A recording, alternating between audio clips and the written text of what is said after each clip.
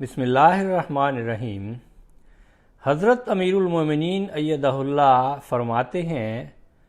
حقوق العباد کی ادائیگی کے بغیر جلسے پر آنے کا مقصد پورا نہیں ہوتا۔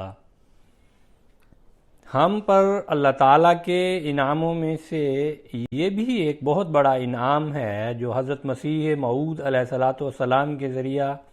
اللہ تعالیٰ نے ہمیں عطا فرمایا کہ سال میں ایک دفعہ ہم جمع ہو کر اپنی روحانی اور اخلاقی ترقی کے سامان باہم پہنچائیں، ایسے پروگرام بنائیں جو ہمیں خدا تعالیٰ سے قریب کرنے والے اور تقویٰ میں بڑھانے والے ہوں۔ اس ارادے اور اس نیت سے یہ دن گزاریں کہ ہم نے اعلیٰ اخلاق اور ایک دوسرے کے حقوق ادا کرنے کے لیے بھی اعلیٰ معیار قائم کرنے ہیں، آپس میں محبت، پیار اور تعلق کو بڑھانا ہے، رنجشوں کو دور کرنا ہے، اللہ تعالیٰ کی رضا کے حصول کی کوشش کرنی ہے، ہر قسم کی لغویات سے اپنے آپ کو پاک کرنا ہے۔ بظاہر یہ چند باتیں ہیں جن کو حضرت مسیح موعود علیہ الصلوۃ والسلام نے جلسہ کے مقاصد میں سے بیان فرمایا، لیکن یہی باتیں ہیں جو انسان کے مقصد پیدائش کو پورا کرنے والی ہیں۔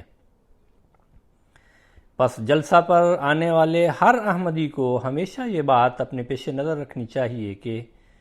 اس جلسہ میں شامل ہونا اپنے اندر ایک بہت بڑا مقصد رکھتا ہے۔ اگر خدا کی رضا کے حصول کی کوشش نہیں ہو رہی، اگر تقویٰ میں ترقی کرنے کی کوشش نہیں ہو رہی، اگر اخلاق کے اعلیٰ نمونے قائم کرتے ہوئے بندوں کے حقوق ادا نہیں ہو رہے تو پھر جلسہ پر آنے کا مقصد پورا نہیں ہو رہا،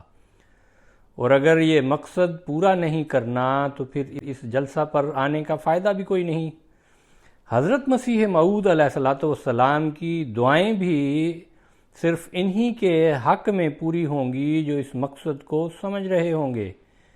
اس غرض کو سمجھ رہے ہوں گے جس کے لیے حضرت مسیح موعود علیہ الصلوۃ والسلام نے اس جلسہ کا اجرا فرمایا تھا۔